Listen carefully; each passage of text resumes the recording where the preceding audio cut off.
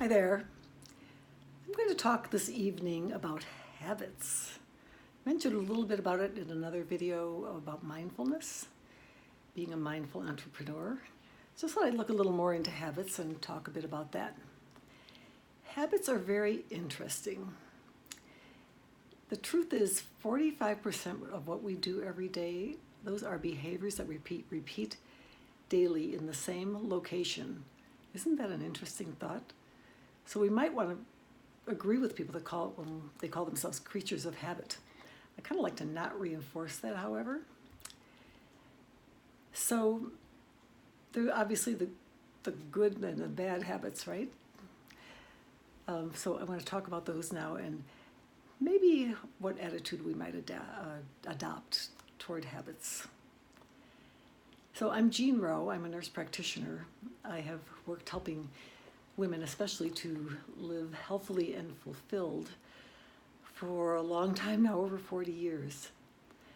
I work with men now too. I do more of a coaching business now, just helping people to move more and more in that direction of the fulfillment and happiness and success and joyful lives, fulfilled lives and lives of contribution and meaning. So that's, I got into that because I've had an incredible journey over the last 2 years, just personally. I was able to really break through with some good coaching that I started 2 years ago. And honestly, it has changed my life entirely so that I feel now that I have these gifts to offer. So I'll be talking to you about that a little bit later. I would love it if you'd love or if you would love, yeah, go ahead and love it. Go ahead and subscribe to my YouTube channel and like this video if you do, and make a comment if you feel like doing that. So what about habits is so enticing?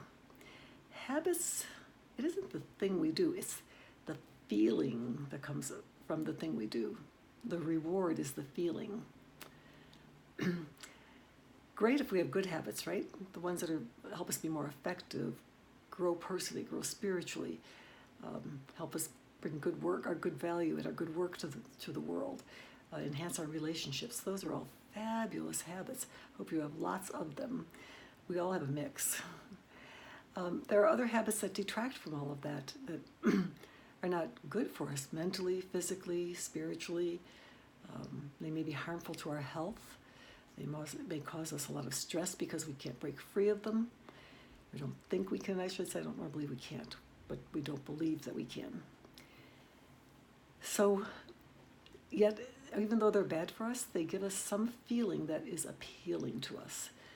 Something we think we may even think that we need. So the thing with habits is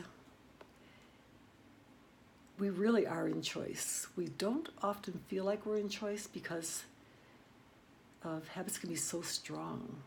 And like I say, it's that thing that they offer us sometimes that keeps drawing us.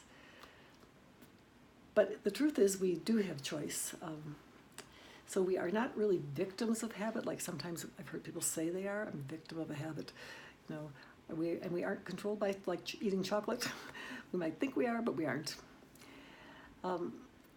Actually, the truth is, and this is pointed out in a wonderful book that I'm reading now, and have been reading for a while, called The Here and Now Habit by Hugh Byrne. Hugh Byrne is this fabulous mindfulness teacher in Washington, D.C. And this is a lovely book. This is really worth looking at because what he talks about is that we all have these cravings, different cravings, urges, but we do not have to acquiesce to them. We kind of pretend we have to acquiesce to them so then we can make excuses for our behaviors. Now, we all do this. I'm not saying it's bad. I'm just saying it happens. It's just something that we want to move past so we can live from that empowered part of ourselves.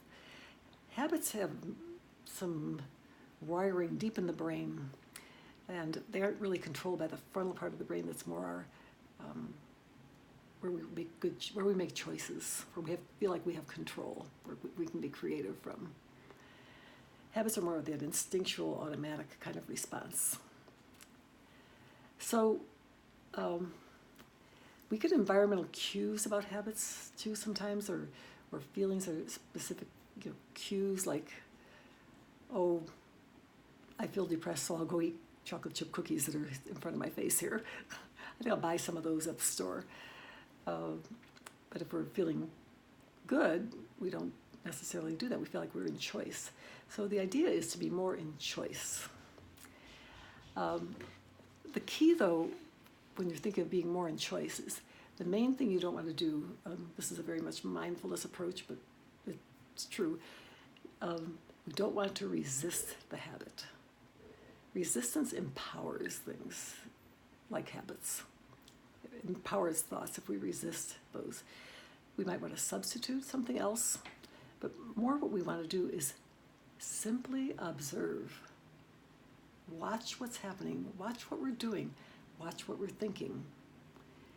And then seeing what we're doing, not to fight it, not to be critical of ourselves, but to embrace that. Embrace that thing, watching it, what it is and how powerful it is.